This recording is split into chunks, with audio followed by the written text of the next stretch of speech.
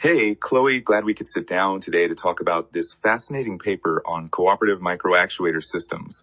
Yeah, Liam, it's really interesting stuff. Tiny devices working together to create stable states without needing constant energy. Pretty cool. Absolutely. So, to kick things off, let's set the stage. Microactuators are these tiny devices that can move or control things at microscopic scales. You find them in lab-on-chip systems, tiny mirrors and projectors, or even micro-robots. Right, and what really caught my attention is the idea of bistability and multistability. Basically, these are systems that have two or more stable states, like a light switch that stays on or off without needing power to hold it there. Exactly. That's a big deal, because it means you only need energy to switch states, not to maintain them. So, it's a huge energy saver, especially at tiny scales where power is limited. And the paper talks about cooperative microactuator systems, which is basically groups of these microactuators working together to create new functions, like active bistability and multistability, all without external forces. Yeah, and this is a pretty cutting-edge field. They're exploring all kinds of materials and mechanisms to make this happen. So before we dive into the different types, maybe we should clarify some key concepts for our listeners. Good idea. First up, bistability and multistability. Think of a landscape with valleys separated by hills. The valleys are stable states where the system likes to rest, and the hills are energy barriers it needs to climb to switch from one valley to another. That's a great analogy. The energy barrier is that hill. It needs to be high enough to keep the system stable, but not so high that switching becomes impossible. Then there's the switching force, which is the push needed to get the system over that hill. And cooperative microactuators are multiple tiny actuators working together, sometimes using different physical principles to achieve this bistability or multistability.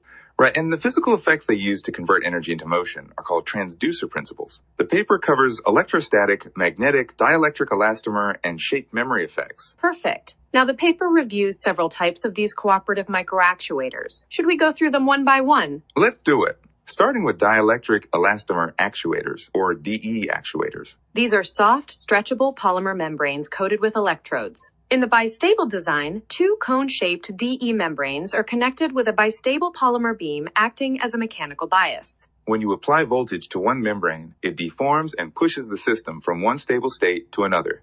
The system shows hysteresis, meaning the path of switching depends on whether you're increasing or decreasing voltage. The size of these is about 50 millimeters by 3 by 5 millimeters. The switching forces range from about 350 to 970 millinewtons, depending on direction, and the energy barriers are between roughly 0.6 to 2.9 millijoules. Efficiency-wise, they get about 20% in switching energy, with some losses due to damping and electrical losses. Applications include high-speed positioning, soft robotics, and haptics. I like to think of it like two opposing springs with a flexible beam in the middle that snaps between two positions when pushed. That's a nice mental image.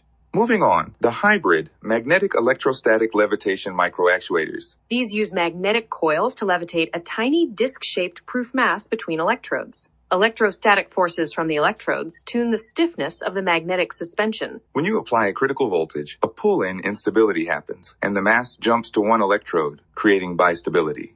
There are two operation modes. Mode 1 energizes the top or bottom electrode separately to move the mass. Mode 2 energizes both electrodes simultaneously to tune stiffness and switch positions. These are about 10 millimeters by 10 by 2 millimeters in size. The switching forces are in the micronewton range, so really tiny, and energy barriers are in the nanojoule range. They have high power efficiency, around 90%, making them great for precise, low-power applications like microrobotics and optical systems. I picture it like a tiny magnetic hoverboard that you can nudge electrically to jump between two spots. That's a fun analogy.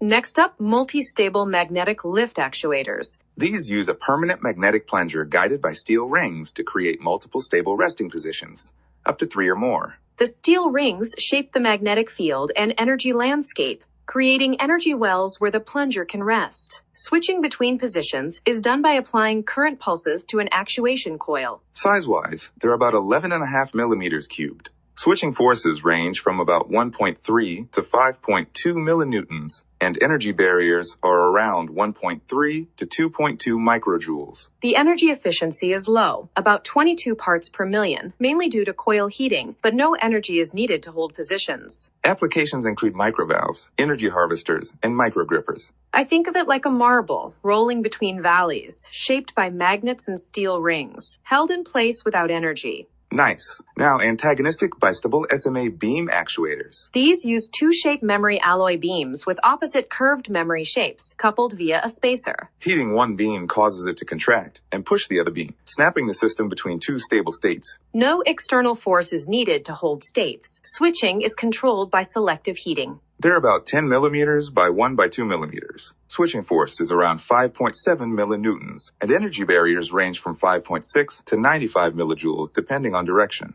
Efficiency is low, about 0.5%, because heating requires much more energy than mechanical work output. Applications include microvalves, microrobotics, and biomedical devices. I like to think of it like two opposing muscles pulling against each other, snapping the system between two positions. That's a good way to put it.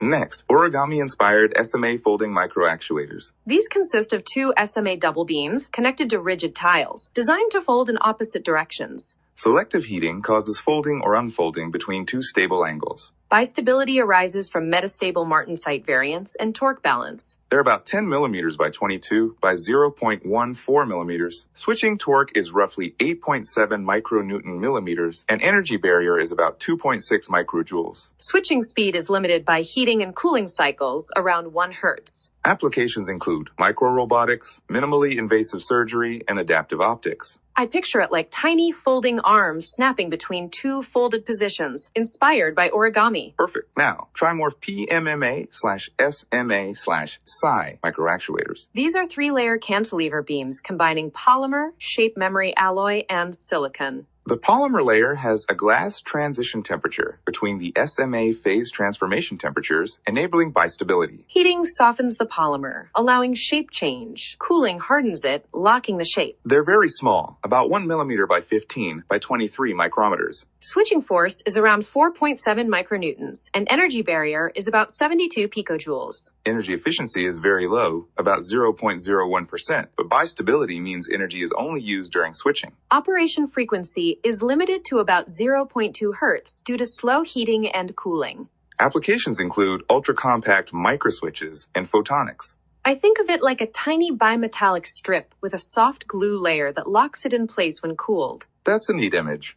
Finally, droplet-based multistable microactuators. These use droplets of liquid on hydrophobic surfaces, pinned by electrodes and pillars. Electrostatic forces move droplets between stable positions on electrode arrays. Stability depends on the balance of surface tension, gravity, and electrostatic forces. Droplets range from tens of micrometers to about a millimeter. Switching forces are in the nanonewton range, and energy barriers are in the picojoule range. They have very high energy efficiency, around 78% due to low losses. Switching speeds can reach several hundred Hertz. Applications include microfluidics, lab-on-chip systems, and optical switches. I like to think of it like tiny ball bearings rolling on a surface, moved by electric fields. So, putting it all together, these systems vary widely in size, force, energy barrier, and efficiency. Larger systems like DE and SMA beams have higher forces and energy barriers, millinewtons and millijoules, good for robust mechanical tasks. Smaller systems like magnetic levitation, trimorph, and droplets have tiny forces and energy barriers.